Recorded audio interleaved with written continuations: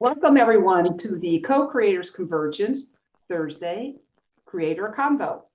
I'm Noelle Marshall, and I'm here with my beloved Bob Warner. Hi everyone, looking forward to a wonderful evening. Thank you all for being here. And we are so honored to have Alana Marsh with us today, brought to us by our speaker, Jenny Bowler was our guest just a few weeks back and brought an amazing story about the Mungo Man. And then she has invited her friend Alana Marsh. And so I'm really excited to learn from these two brilliant women. And I'm so thrilled to have so many from down under with us tonight too. So as we're getting snowed in, you guys are roasting. So it's going to be a fun, wonderful evening.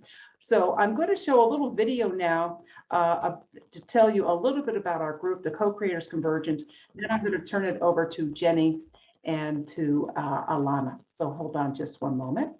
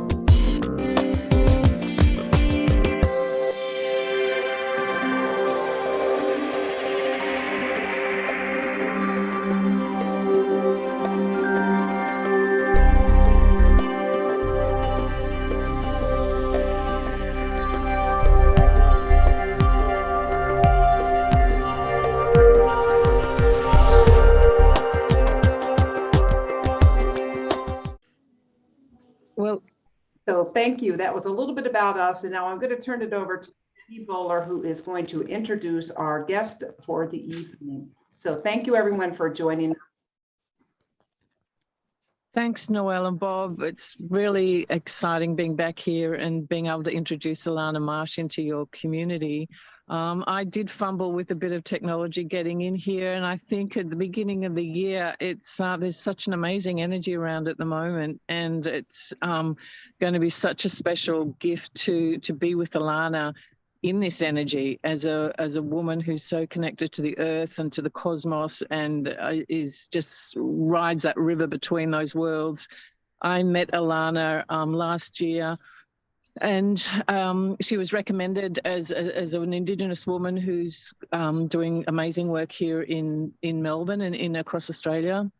She was actually born in northern Queensland on the edge of rainforest, and her maternal grandparents came from the Torres Strait, which is just south of Papua New Guinea and north of Australia.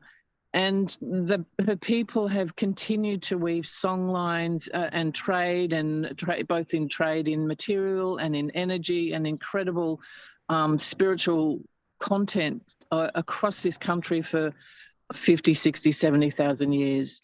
And Alana stands in that place and has weaved this strength and this wisdom through her, and now is presenting in a few different mediums. Through one of them I participated in called Waiapa, and I was so excited to see an Indigenous Australian methodology that we non-Indigenous people can access and really get into. And it's a physical body, a movement that takes us through all elements of earth, sky, cosmos, animals, land, and helps us to connect, a bit like a yoga. It's just incredible. And Alana will also talk to us about regenerative systems. I can't even speak at the beginning of the year, so I really need this, Alana.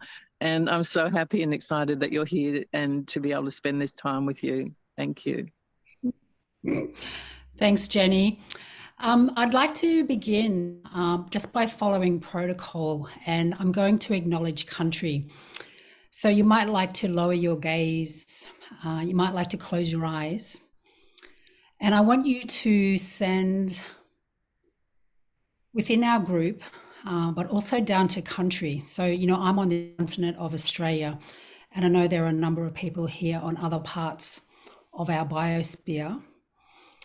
But I'm inviting you in this moment to send a collective vibration of love and gratitude to the collective mother, the mother that we all share, Mother Earth.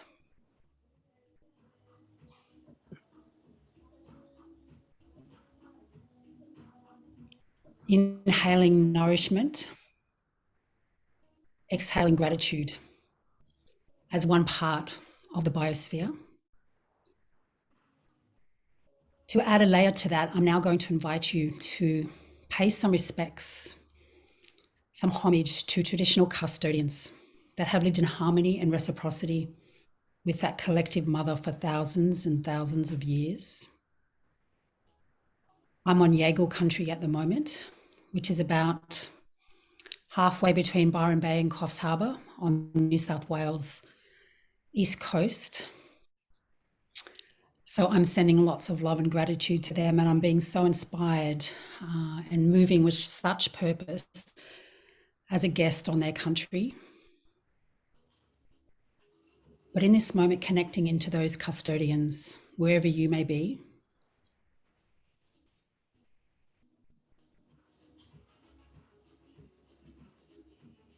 And then as another layer,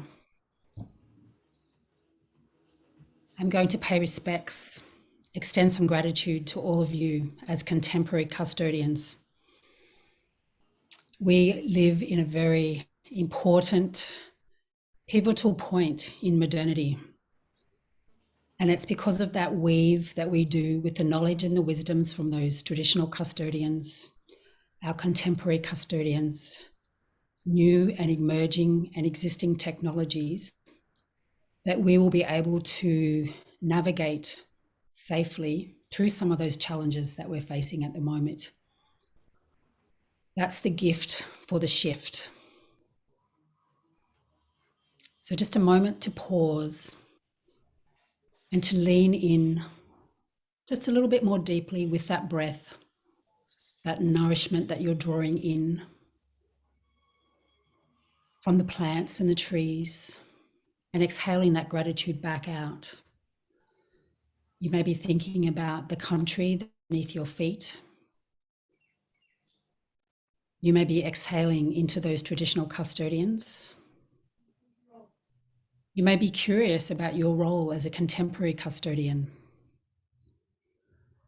You may be thinking about the internal landscape within your skin, the microbiome within your gut that is helping to create the way that you function and thrive in the world.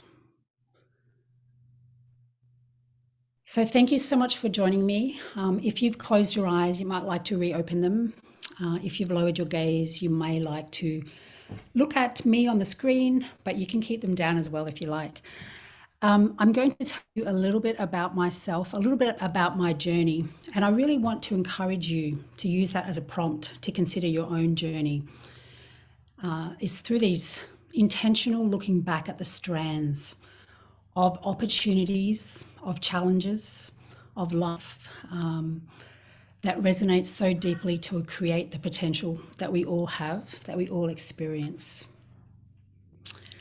So I, as Jenny was saying, and I apologize if my internet's not fantastic. I'm in a friend's home office and it's quite a delightful spot, but I'm very close to the largest estuary on the east coast of Australia. So the family home is 500 metres down the road. And as a result of being so close to the ocean and having this huge estuary there, the Wi-Fi connection is not always as I would be accustomed to in Melbourne. So apologies if there's anything that you miss from what I'm saying. As Jenny was saying, I was born in Innisfail in far north Queensland, so on Marmoo country. My grandparents left the Torres Strait in the 1950s They were looking for more opportunities, more options for their family. And so my maternal grandmother and grandfather left and were working on Queensland railways. So they were camping beside railway lines that were being built. And my ata, or grandfather, had a stroke between the line between Cairns and Isa in a tiny little place called Richmond. And he was unable to work after that, so they actually settled in Innisfail. And each time returned to her mother to do that, to 9 Dove Street in Innisfail. I don't have a huge family. I've just got an older sister and a younger sister. And we all grew up on Bundjalung country, so in northern New South Wales, in the country. And I went to a really small country school. There were 4 other kids in my year at school. We didn't have a uniform. We didn't wear shoes. And so I have this very beautiful, evocative weave already as a young person between being one, or recognizing that I am one with everything that's around. But also, you know, my mum was black. She had 2 black parents. So my mum was fairly, you know, had a very good complexion. My dad was white. So, you know, I'm the product of a weave, and I look at those different strands in my life tapestry. My grandmother from my dad's side, she was 99 when she passed away a couple of years ago, and she was a Murphy. So she's, you know, provided this beautiful Irish, Gaelic connection, Celtic connection for me that I really look forward to exploring in future years. I met my beautiful partner, and we moved to Melbourne about 18 years ago with our 2 sons. So my youngest was 6 months old, and Jara, who's most, he was under 4. And we had no biological family in Melbourne, in Victoria. But, you know, I've been there for such a period of time that I feel I've created a family of non-biological resources, supports, and people that I love dearly from my time in Melbourne. In 2012, on the 8th of August, I had the first of 2 ophthalmic strokes. So they're strokes that happen at the top of your brainstem, and it's the part of the brain that maintains the systems in the body. So the breathing, the body temperature, blood pressure, you know, those sorts of homeostasis, enabling system, you know, under 11. And it was a really intense time for the family. But it gave me this huge prompt to have a look at systems in more detail, and to sort of understand them to some degree, and to be able to recalibrate and to nurture how I sit with all the systems that are within my skin, but also recognizing, you know, the movement of energy is what I understand as what it is that drives life. And our planet, this beautiful biosphere that we all get to call home, is just one part of the solar system. So systems can be really small. You know, it might be just the fact that we get to have, you know, something good that's nourishing for our body, that we get to eat that. You know, we actually nourish some of those internal systems within the skin when we do that. We nourish some of those systems that are outside of the skin when we can do that, where there's no packaging, where there's minimal, you know, food attached to that. So, you know, we've seen with COVID, a lot of people growing their own food in their own backyards, and it really speaks in a life-affirming way to a lot of those systems, you know, that we rely on for life, for vitality. So it wasn't last year, it was the year before. I was working with some amazing people, provided some governance for me for a project that I was doing around thriving. And I called it Thrive by Connecting to the Sacred Business of Dying. But I know that can be a bit of a scary thing for some people to, you know, move more closely to this idea of dying. You know, often in a Western world, we separate that from our everyday, whereas you know, my idea of thriving by connecting to the sacred business of dying is that, you know, whenever the sun sets, whenever we finish the last page of a book that we really love, whenever we have any small ending in our life, we can consider that to be a death, and that it's a natural part of living systems, that whenever there is a birth, there is a death. Whenever there is the excitement, and when, you know, when you see something that's young and alive, and, you know, there's so much joy in a family that comes from that. And I'm currently navigating through sorry business at the moment. My much loved father-in-law passed away on the 4th of November. And I just know how when people are in that grief state, it can really intensify good and bad. And I've found, and I think I've been a little bit intentional with that as well, that, you know, the fact that I have been so loved and so blessed and so abundantly adored that man, that I find myself moving with more purpose now. So I feel like, you know, we have an opportunity to intentionally pivot through some of the challenges that we face just in life in general. And just going back to that governance group, one of the people that was part of that group was Ash Dargan, and he moved back to Melbourne from South America. He was doing an amazing shamanic journey with a lot of First Nations people over there, and he came back just before COVID happened, and he happened to move 2 blocks from where I lived. And, you know, Melbourne was the most locked down city in the world during the last 2 years. And so we were still allowed to get out of our house for, I think at one stage it might have reduced down to an hour a day. And we had 4 reasons that we could leave home. And one of them was for exercise. The other one was, you know, to go buy groceries, to go to do a medical thing. And that maybe something else, I can't quite remember what it was right now. But he and I, we both walked to parks, and there were 2 beautiful parks in between the houses we lived. And he would come with a beautiful wind instrument. So he has spent probably half his adult life working, living, laughing, crying, loving with First Nations people across the planet. And he, as a Larrakia man, you know, he was part of Stolen Generations, and he, after he'd reconnected and grounded himself back with his biological family and with lots of the storylines and songlines and wisdoms and traditions from this continent, he then went to Hawaii, and he was working with, well, I say working, but it's not the sort of work where you go and you feel exhausted when you come home, and you do it because it gives you options to do other things. I talk about it in the sense that, oh, this is the things that light you up. This is the reason why you are here. And so he was connecting with all these First Nations people around the world, and he was part of this governance group around thriving by connecting to the sacred business of dying. And he gifted me a song, which he has called Thrive. And I would like to play it for you now. And so it goes for about 5 minutes.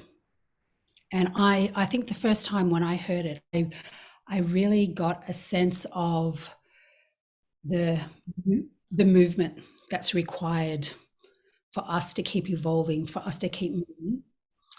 And it was a, you know, a really potent thing. I had complete faith and trust that whatever came forward, you know, sometimes we think, oh, I need to, you know, provide some really firm boundary conditions to have something come that I feel will be valuable and useful that I can use. But I said, oh, Ash, if you were to be able to give me anything, I just feel it would really add a dimension that is so powerful, and I just would love it. So I handed it over to him. And as I play this for you, so it's called Thrive. It's been composed and created by Ash Dargan. And I want you to think, as you maybe close your eyes or lower your gaze, just about that whole leaning into natural cycles and what you can gain from that braveness of being vulnerable, of leaning into those natural cycles. And I think because, this is the first gift for the shift, you might like to think about things that you would like to release. And you might like to think about the things that you would like to draw closer. So I'll just get that amazing song up. And just settle in a place where you feel comfortable and safe. And might have to put my glasses on, I think.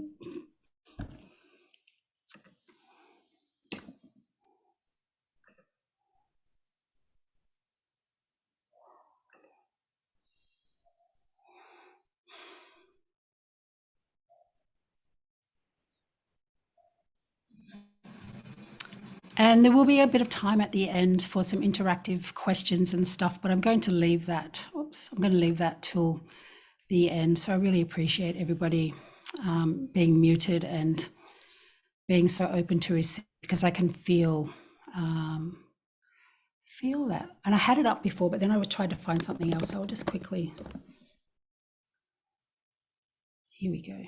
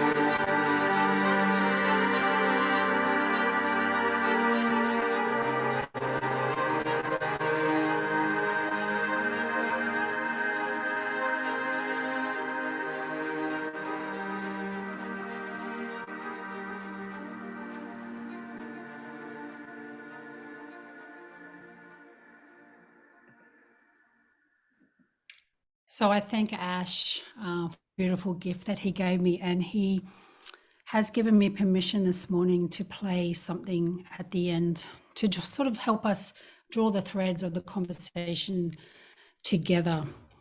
I think I didn't say at the beginning that, you know, I've spent 25 years working for 2 levels of government here in Australia. So I'll just stop that photo. Wasn't that a beautiful image? And I just found it on, I was on Facebook actually, and I don't know the person that took that photo, but it's droplets of water being captured, obviously with some beautiful lighting behind it. But I really loved that one because it really spoke to me about the weave of the masculine and the feminine. And you can see, I might just pop it back up really quickly just to show it to you again. But I will tell you what I saw in this and why it really spoke to me. You know, I see the feminine receiver at the top, and then, you know, this masculine sort of probing direction of the water. And I can see that that water that's on the top actually came from the water that was on the ground level that had been dropped down. And it was the dropping down of that water from above that created that, you know, ascension, that bit from the bottom. So for me, it's about that weave of the masculine and the feminine. And I feel that, you know, we have all of those qualities within our skin. You know, we might actually be born with certain presenting genitalia, and we might have certain predispositions, but, you know, we definitely, I feel, have both. You know, I really consider myself masculine. I remember a friend from high school, and he said to me, oh, you know, he said, you're just, you really had that male energy going on. And I thought, oh, I love that, because I would like to think that it wasn't the toxic masculinity, but it was the direct, you know, some of those things that I love the men in my life for that, you know, sort of ability to, you know, get the job done, and to also, you know, be in line or in touch with that feminine is so significant. So, you know, I've birthed 2 sons. So, you know, I'm medically understood as a female. I've always identified as a female, but I think that it's a really potent recognition that we can all make. And I feel that a lot of the stuff with the, you know, saying what pronoun you'd like to be identified with is in response to that, you know, that society or modernity in a Western world doesn't really accommodate for that weave that is around, that has been present. I know here on our continent, you know, for thousands of years. I think of the sister girls up in, you know, in the north of our country, and, you know, lots of fun, and you know, that there's not this, oh, you must identify and say that you belong on this side of the coin. You know, it's like, oh, you know, it's not a coin, it's a sphere. So I suppose what I'm saying is that, you know, this whole duality or dichotomy that we find ourselves faced with in modernity a lot, you know, that things are either hot or they're cold, or they're good or they're bad. You know, it's such a simplistic diminishing way of viewing the world. And, you know, when we can lean into natural cycles and living systems, we allow the abundance of a whole spectrum of being states to happen. And, you know, I love the self-organization that comes from living systems as well. And, you know, having raised, you know, two beautiful, amazing teenage sons, and having had, you know, that major challenge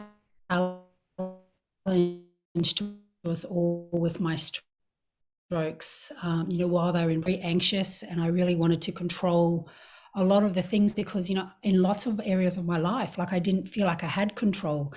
And I think that, you know, the aspiration to try and achieve a state of control can diminish us a lot. We can become very rigid, very locked down. And, you know, I've spoken to Jenny before about, you know, we're more than 60% water. So, you know, we act in lots of the ways with lots of the properties that water does. And I think of that controlling state as being an ice cube, you know, frozen, new ideas and things can never come in. And I love the fact that living systems, evolution, you know, it all speaks to self-organization.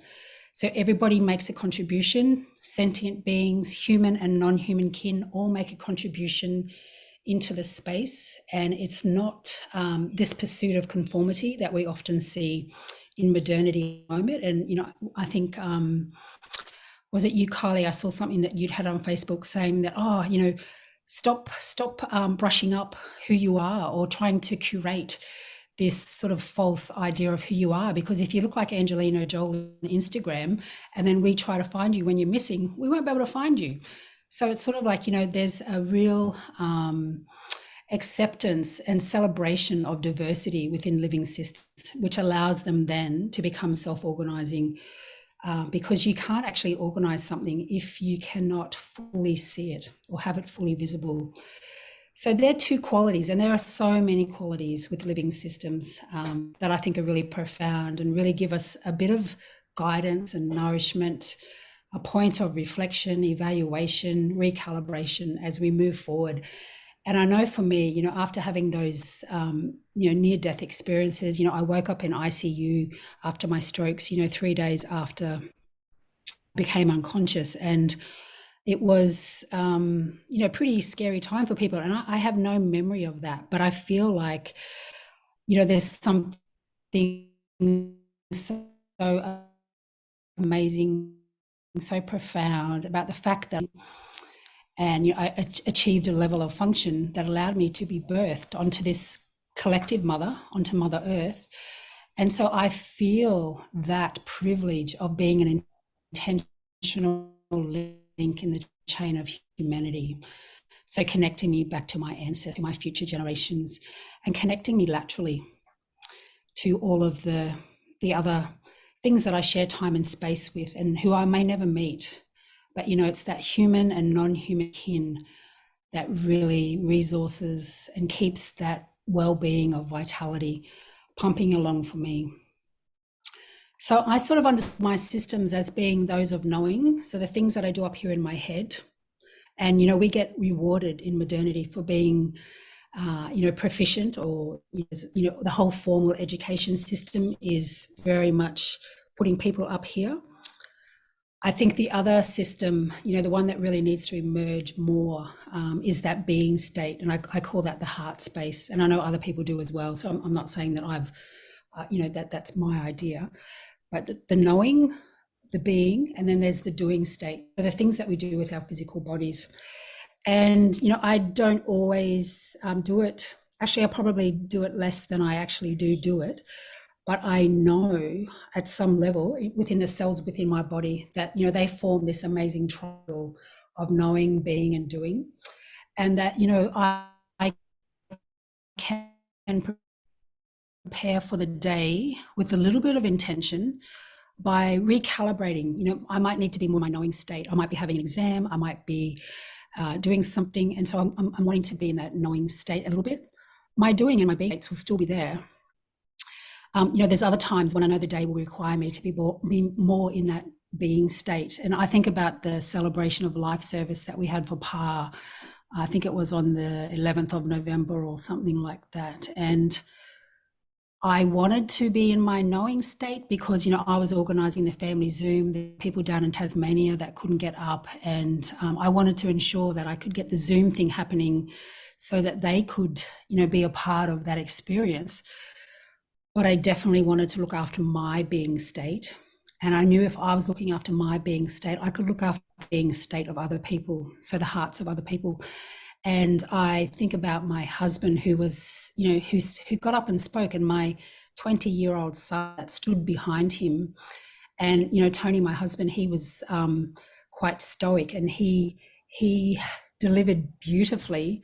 But my son, who stood behind him and had his hand on his dad's shoulder, was looking at everybody and sort of seeing everybody so moved by Tony's words. And he just had tears streaming down his face. And I was just like, oh, I was just sending him such strength and such pride and such love that a 20-year-old boy could stand in front of a room of people, and lots of them he didn't know. And he could just so willingly let the emotion come from his body through his eyes. Just lovely.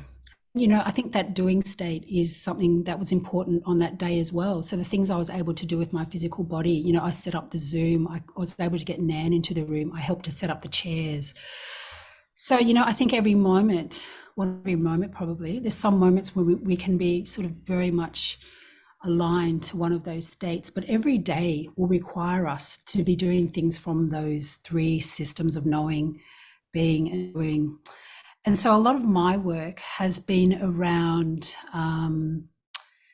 the providing opportunities for people. And, you know, you can only offer this stuff. You can't say, oh, I think you need to come and do some work. I think you need to, well, you can do that, but, you know, often you don't get invited to sit with those people again the next time, because nobody wants to be should upon. You know, we get should upon so many times, whether it's advertising or it might be well-meaning members of the family, could be our boss at work. And, you know, one of the things that I really love about YAPA, I'm just looking at the time, is that it's a wellness modality that was birthed here in Australia by Jamie Thomas and Sarah Jones. And Jamie is a First Nations person, an Aboriginal man from Victoria. And YAPA work connects or reflects his two lineages. So YAPA is the word from the people that used to live around the area of what we now know as Warrnambool, and it means connect.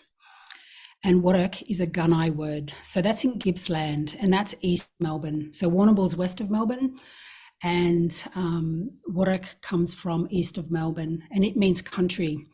And so we understand the connection to country that we have, that reciprocity that we create with this collective mother is the enabling platform for individual and also collective mind, body, spirit well-being.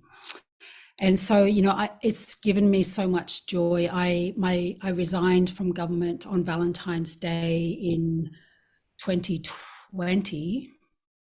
Yeah, 2020 at the start of the COVID stuff, and it was a huge step that I took, because, you know, I'd been told, oh, government job, you get that fortnightly paycheck, it's secure, it's stable, you're so lucky. And I have actually stepped away from it and am offering this regenerative system resetting and using YAPA work as one of those wellness tools in my toolkit. And I know that this is probably why I've been given that second chance of life, you know, why I actually survived that ICU experience. And it's just absolutely delightful. So I'm eternally grateful to Jamie and Sarah for the gift that they've given to modernity. We have just started training up people in the US and the UK, and we probably have about 250 practitioners in Australia. Probably half of them are Aboriginal. I think I'm the only Torres Strait Islander practitioner at the moment. And we say that it doesn't matter what your cultural background is. We actually consider ourselves to be a species-centered modality, and that, you know, we all have a connection to the earth. We all breathe the air. We all drink the water. We all draw from that collective mother. And when we forget we're not in reciprocity with her, you know, we can potentially cause the extinction of our species. So we use 14 elements, and I know there's a couple of YAPA practitioners that are on the call today, and thanks so much for joining. But we use 14 elements, and we have a movement sequence that goes with those elements. So they're the conditions or the boundary conditions that we provide when we offer YAPA to people. We also have a non-judgmental, exciting call to become a better steward of the earth. And I know from the groups that I've worked with that, you know, we can do that in 3 ways. It can be by adopting a new practice. So, you know, I bought 3 bottles of flavored milk this morning because, you know, I'm away at lunchtime, and I just, my beautiful sons are with me, and there were some people coming over. And so I bought all this food, and I thought they would probably like some flavored milk to go with that. And the woman said to me, oh, would you like a plastic bag? And I said, oh, I don't really like plastic. I'm prepared to get the plastic bottles because, you know, I probably could have made the flavored milk at home, but I wasn't going to. I'm realistic. I'm not going to. I'm not expecting myself to be that 1% that are doing everything, as they say, perfectly. But I said, oh no, I don't need a plastic bag. I'll juggle it, because I'm really big on stopping these things at the source.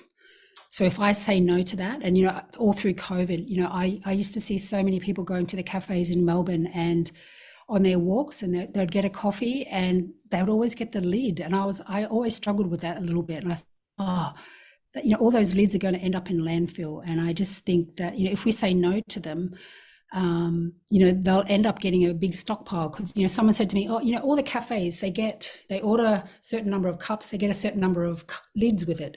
You're not actually saving anything. And I was like, oh, maybe you're not saving it that day, but if enough people say, oh, I'm going to be discerning when I used to get a lid, that we'll actually get much better at minimizing those things that we don't really want to have going in landfill. And that's another thing that I really love about YAPA and living systems, is that it's always discerning but not judgmental. And I think there's so many things in life today where there's that very quick judgment. And I acknowledge that part of that comes from people being so busy, and that we need to quickly assess a situation, and that can, sorry, I'm just letting people in, that can really help us.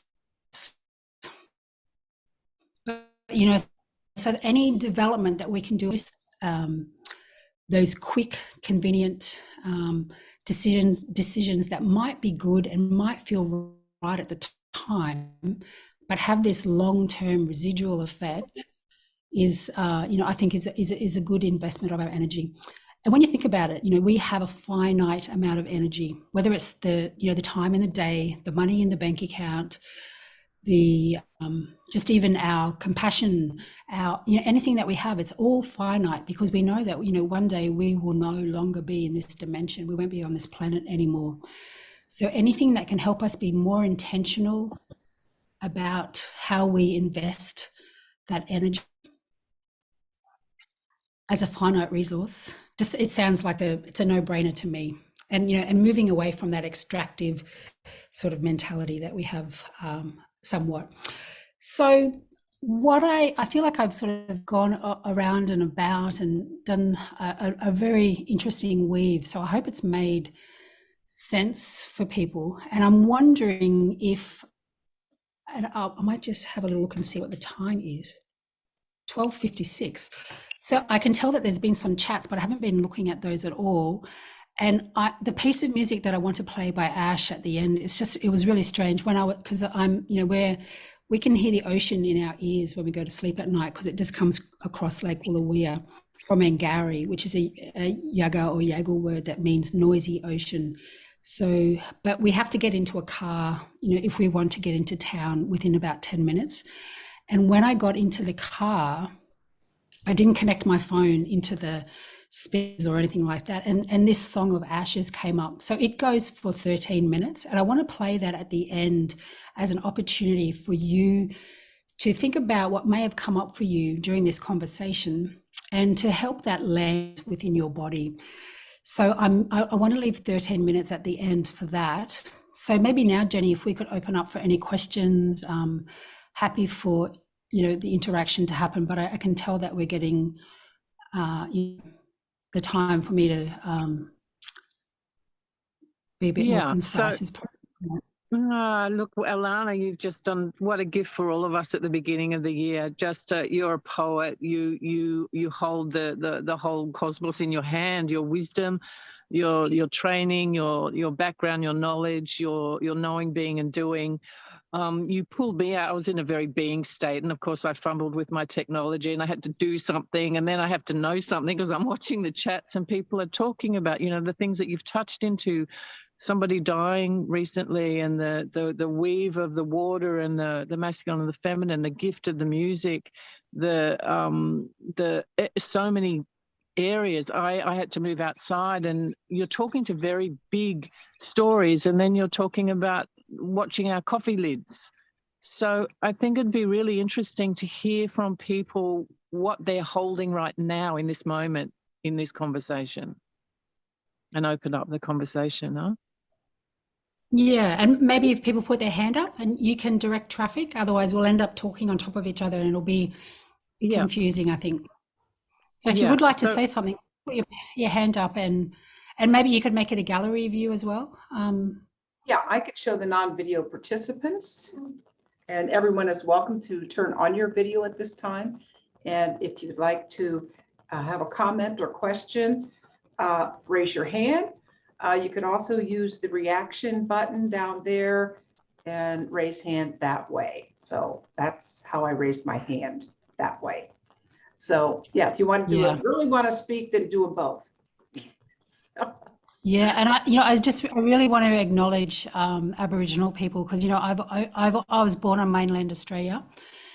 I've only ever lived on mainland Australia, and media and colonization has given a very diminished view to a lot of our society about what it means to be Aboriginal. And I find I've got goosebumps just as I speak now. I find myself in such reverence and in such awe and wonder about these ways of governance and ways of being in the world, so that here and Torres Strait Islander people have been around a while, but nowhere near as long. But I hear other First Nations people from around the world that they consider Aboriginal people of Australia as the grandparent cultures, because they have been thriving for so long. 2 ice ages, polar caps melting, just ridiculous ecological phenomena, and that ability to just move and go with the flow and what is happening, the observation, that quiet stillness, really is profound for the rest of society, and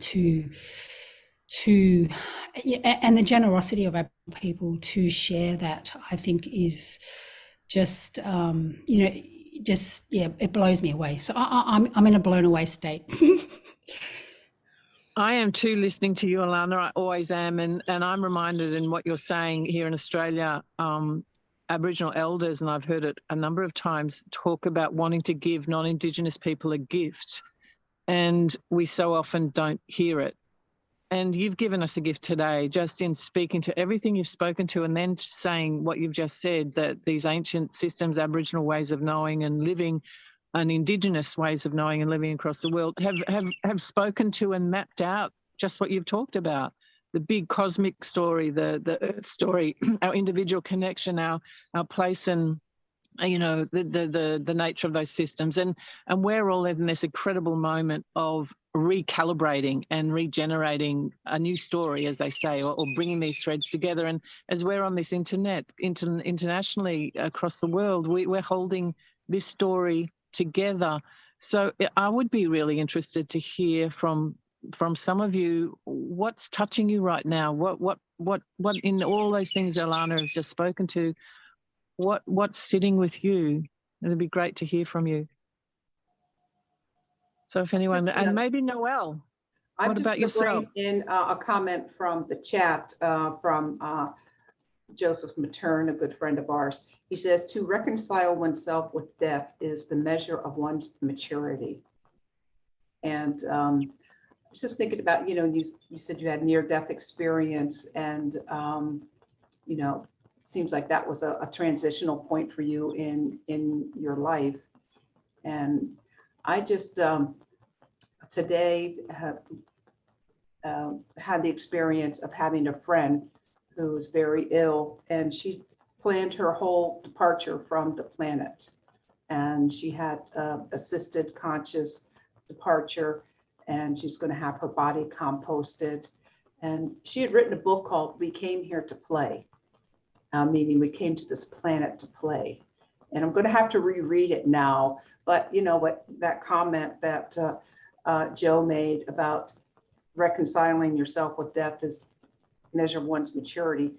It just seems right, because we're so much about fear on this planet. And how is the fear factor for you in your life now, Alana? I'm a human, so I still have moments of fear. I can't, you know, I really don't want to be in that mechanistic and deny that it does happen. But I know that I have overcome so much that I can draw from in the past. And so I have these little processes for scaffolding well-being. And so, you know, last year, at the start of last year, I was working on this very big project, and it triggered me. And, you know, I'm someone that has spent quite a bit of time going back. And, you know, I connected with my primary school teacher who, you know, my mum was in hospital in Brisbane, and my dad had a pretty bad car accident. And his family like took me and my younger sister in for about 3 months. And, you know, we could have become part of a child protection system, could have been so many different outcomes. And, you know, we hadn't lost contact with the family, but it's one of those things that, you know, I hadn't spoken to them for probably since my mum passed away 21 years ago or 22 years ago, on the 1st of February this year. And I reconnected with him, and he was living in the town where my oldest son was conceived. And it's been such a beautiful thing for me. So, you know, I've been on this journey of doing these things over the last 10 years or so, when I you know, became a little bit more intentional about my time.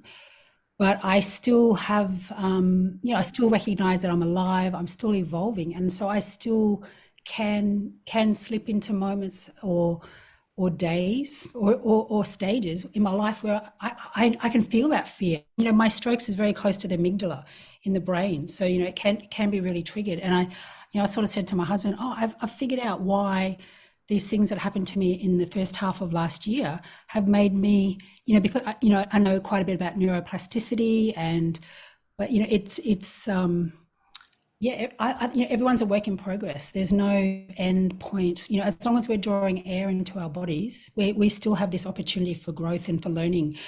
And so, you know, I don't know. You know, I hear people talk about, you know, they have moved into a state of sort of like endless compassion, and you know, don't have any attachment to anything. And like, I don't think that's for me. You know, I want to, yeah. So I think it's a very individual thing. And in my world, my version of reality is that there is an allowance, accommodation for everyone to have their different perspectives. And, you know, I remember when I did my wiper training, it was the week that Donald Trump became elected, and we were in Fed Square in Melbourne at the Koori Heritage Trust doing the training, and we were coming out on the balcony and just looking at the, you know, the outcome of the election. And it was just such a, oh, you know, I'm not saying what, you know, people might feel about him, but everything serves a purpose. So even if it's fear, or even if it's ignorance, even if it's, you know, pig-headedness or stupidity, it all serves a purpose.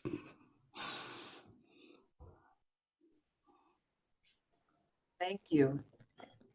Go ahead. Alana, I was just going to speak to something, Alana, that you and I did a workshop over a year ago or so, and actually there was a lot of sadness. We walked into an environment where somebody had just died as well. But what I was struck by was Alana's positivity. And for me, it was for my personal life, to be around somebody that's generating this positive energy in a very complex environment was just such a gift. And I think that's really hard to stay in for too long as well, isn't it? Yeah, I think, you know, I really look at self-organizing systems, and there is no hierarchy where there is one person that holds everything together. If you look at how Aboriginal cultures were organized, you know, there might have been people with certain expertise, and they'd gone through different rites of passage and initiation.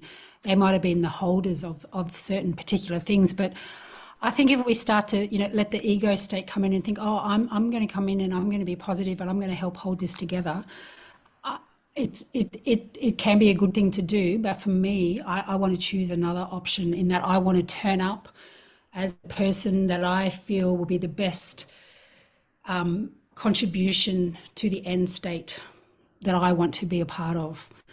So it's not to say, oh, you know, I want everyone to walk out of the room smiling at the end. I just want to turn up in having taken care of my business, so that I can contribute to the end state that I would like to see have happen. And I can totally accept when it's not the end state that I want to have happen.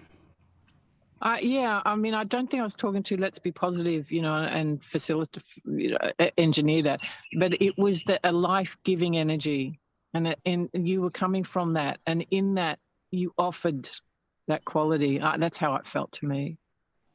Thank you. That's very kind. But I think we all have that because, you know, we've evolved in those conditions, and that's our natural state to actually But there's so much in our lives, Alana. There's so much stuff. You know, there's so many issues. That's why we need to be able to release.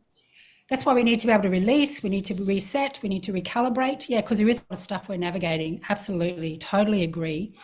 And, you know, whether it's COVID or whether it's a loss of someone or something or, you know, physical illness, there is almost like, you know, every day there is an opportunity to, you know, realize that we are life ourselves, and we can maximize the influence that we have if we can, you know, have greater life satisfaction as well. So it's not just as a contribution to the greater good, it's a contribution to what you have within your skin to do that.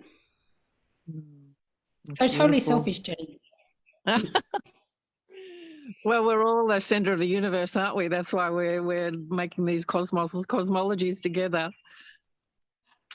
I have another little question here. You said you had some practitioners on this call. I was wondering if any of them would want to speak in about what their experience is with the 14 elements and what you train them to do. How that would be beautiful. That would be great. So you call on them. I don't know which one. Okay. I think Caroline. I've just seen Caroline unmute. Yep.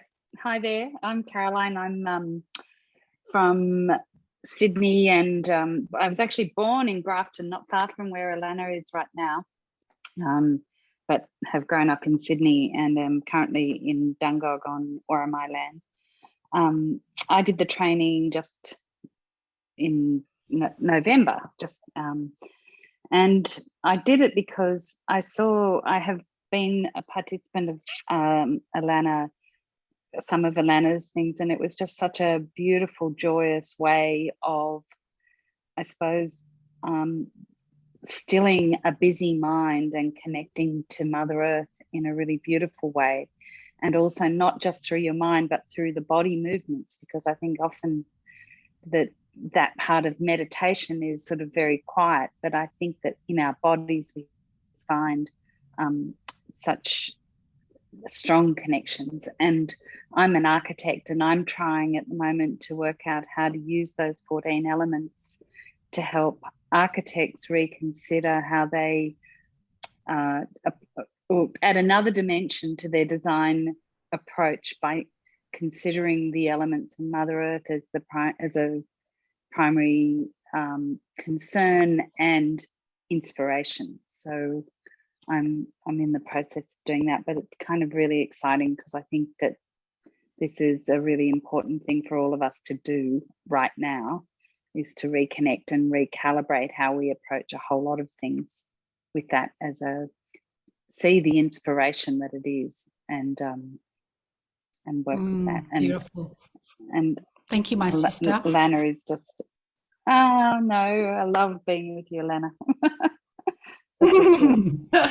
I love being with you too. Kylie, I'm wondering if you wanted to, because you're a fairly new practitioner as well, but you do some amazing work already. So Kylie, did you want to say anything? No pressure. Yeah, I'm pretty much agreeing with everything that's already been said. And I guess for me, I think we're all so busy, and societal pressure forces us to achieve, and we're geared up that way, and we have a to-do list so long. But to just take that break when you can be on country, or you can visualize country if you're in an office. So it's available to everyone. But with Wayapa, it's just being still and being present in the moment. And it's such a beautiful gift, because I've seen people in a corporate environment, you know, who were so repressed, just relax. I've had friends that have showed a few of the movements too. And once they got over thinking, oh, this is silly, oh, I should be, you know, writing my shopping list, I should be doing this. It just gives people the gift and the permission to pause and just have that moment where they can just relax, and automatically your breathing changes. And it's just so nice because it's available to everyone and it's underutilized. And my whole past training this past year has been so I could set up as a nature-based therapist. And I'm actually calling my business Your Green Prescription, because I'd love for it to be like it is in Europe and places like Germany, Japan. I've also trained in what's called Shinrin-yoku, so that's forest bathing. But they actually have GPs that will give them a green prescription, and they give them exercises to do out in nature, and they recognise the value of that. And I would just love for that to be worldwide. And on a personal level, it's just helped me physically, mentally, and in every which way. And the best gift that we can give is letting other people have that opportunity just to pause, be still, and permission just to rest for a while. I love it. Yeah. Thanks, Kylie. Is there anyone else that would like to ask a question or offer a comment or reflection? I'm going to jump in again. I just want to bring attention to, there is a couple in Israel that has started an organization called 7 Days of Rest. It's actually ongoing now, and I believe this. I believe that this call right now is being part of that. And I just love that idea of being able to rest. It just takes some time, and I wish I could practice what I preach, but I'm going to put the link in the chat there if anyone's interested. So they have some beautiful offerings that's been going on all this week, and it's, I guess tomorrow's the last day. But looks like Bianca has her hand up, so I'll release the microphone. Thank you. I just really, because I'm a high school teacher, so I actually want to, with NAIDOC Week in mind, just want to know if you guys have any resources or anything that I might be able to look into to try to, one, celebrate NAIDOC Week at school, but actually take it beyond that, because as you mentioned, Alana, we have been the most locked down city in the entire world, and it has absolutely had a tremendous effect on our mental health. I do teach PE and I also teach psychology. So my kids, I really do understand it, but I kind of don't know what to do with it to help them, because I too feel it, you know, and it gets quite heavy and it gets quite, and I know nature's a fix, and you can sometimes just, even though you know better, like Noelle said, you know these things, but you don't practice it. So it's that whole, it makes you just kind of stop in your tracks, and it's really hard to stay motivated. And even if you're trying to do it for your kids, for your students, you know, so do you have any resources or anything, any suggestions or anything that I might be able to go and research for myself? Yeah, I think there's, you're in Melbourne, obviously, because of the lockdown comment. So if you were to go to the Wayapa website, there's some stuff that's on there. And one of the resources that is there is the practitioner directory. So you can actually see if you've got a practitioner in your local area. I'm not sure what side of Melbourne you're on. And I suggest that you actually make a connection with a living, breathing person, and you talk it through with them. And, you know, I live in the eastern side of Melbourne, and so I would be potentially happy to be one of those people, but I won't be back in Melbourne till, you know, early March. But we have probably, well, definitely the bulk of practitioners are in Melbourne, because Jamie and Sarah were living in Melbourne when they birthed this modality. So I think that, yeah, reach out to us. There's not a, it's just amazing, the stuff that I see. I was at the farmers markets in Yamba on Wednesday morning, and they have yoga language cards, and my son was not playing, but like we were doing this whole interactive thing. And I have this whole thing about intergenerational exchange, and I loved that he picked up these language cards and he actually created sort of like a game for us, where he was just covering up the English word for what the animal was, and I was having to try guess what it was. And on the other side, there was a beautiful illustration by Frances Parker. Like, she's an amazing Jaeger artist. And there's all these resources that are coming more and more into visibility across our continent in terms of stuff that could be used in NAIDOC. But I think having conversations with local people is a really good way of doing that. And we always say with WIAPA that it's not an Aboriginal specific modality, but it is a very good access point for decolonising, and as well as the the nourishing reaffirmation through that somatic reset with the movement sequence and so on. So reach out to us. I've also put the link in the chat, Alana. Thank you Beautiful. so You're much. a good woman. Thanks, Jenny. Thanks, Thank you. Alana. Actually, Alana, my school is on your side. So I might actually, I'll check out this link, but if I could maybe get in touch with you when you're back and we can look at some stuff together, that would be wonderful.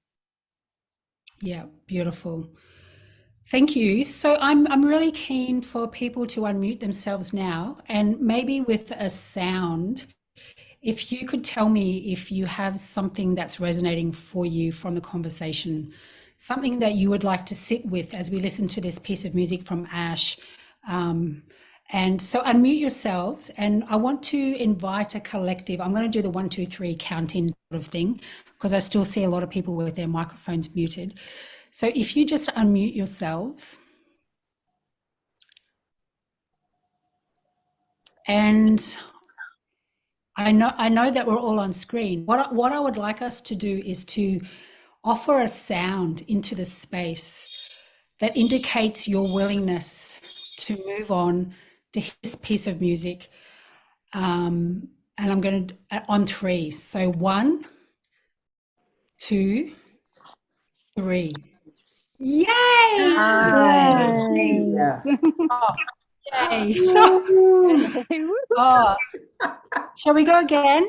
Now that you've got the idea and you've loosened up your vocal cords a little bit.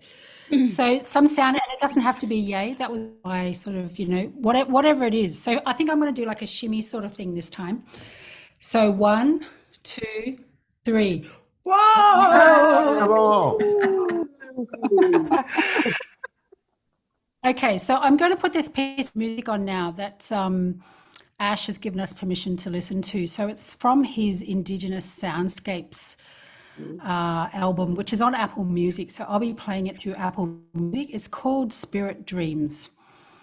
And Alana, just before, are you able to mention his name? Because people will want to Google him. So Ash.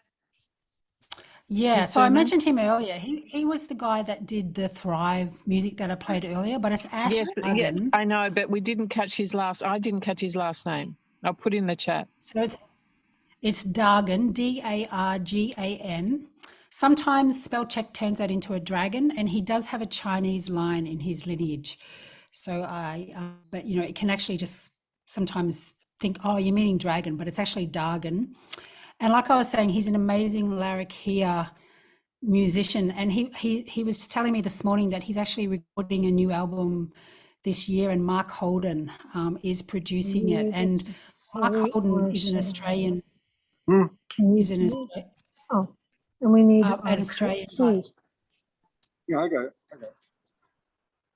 Yeah, so maybe if you guys just want to mute yourselves, because you don't need any further noise. I'm sorry, I didn't suggest that you do that before. So if you mute yourselves, but yeah, Ash Dargan, he's an amazing Larrakia composer, and he toured the world for about 5 years offering a sensory immersion for people. So it was it was a audio visual extravaganza, just and it would have been just so delightful. But yeah, he is very happy for us to have this music to sort of allow you the opportunity to reflect in on what's resonating for you from the conversation so far. It does go for about 13 minutes. So if you need to go before it ends, that's okay. But I actually feel it's very similar to anyway, I'll let you listen to it. That's probably the best thing. Thanks, everybody. It's been great to connect with you. I'm going to hang on a little bit at the end. The planners, I'm the not back sure. wall, and all of the stickers. There's some for. So if I could just get everybody to mute, and I'll press play on Spirit Dreams. Wow, he's got so many songs here. Here it is. Thank you.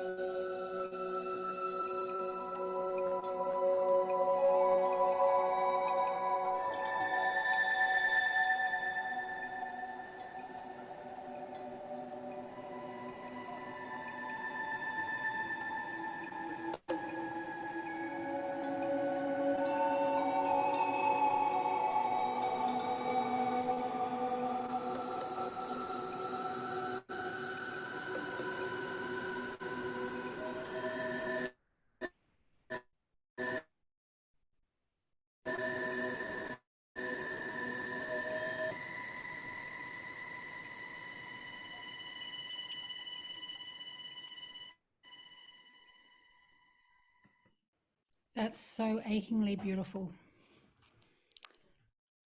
But yeah, we're past our end time, so I'd like to thank you all. I'd love to particularly thank Jenny, Noelle, and Noelle's beloved, John, well, not sure. Thank you. But thanks, everybody. Thank you.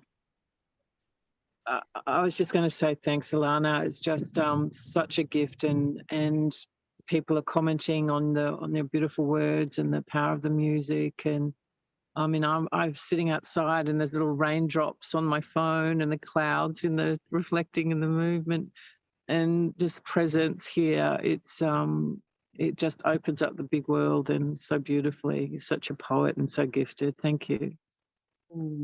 Beautiful. Thank you both. This has been just a delightful evening. And I love the music, the images, the contributions of everyone. And I feel revitalized. So thank you so much. So if anyone else like to unmute or turn your video on, you're welcome to. So I've really enjoyed our time together. Go ahead. Noel and Bob, I just want to thank you guys, because as I'm sitting here in Melbourne as well with Alana, I'm very aware that you're, where you are in the US, and you talked about the 7 days of rest in the Netherlands, is it? And there's this reach now that is happening in Australia as we open up this veil, the noosphere, the realms. Is I think you've brought us even more into the picture here, Alana. That deep resonance of the incredible Aboriginal story here. Thank you so much. Thank you. It's been an honor. Yes, just so many beautiful comments. So I hope you get to see those, Alana. If you're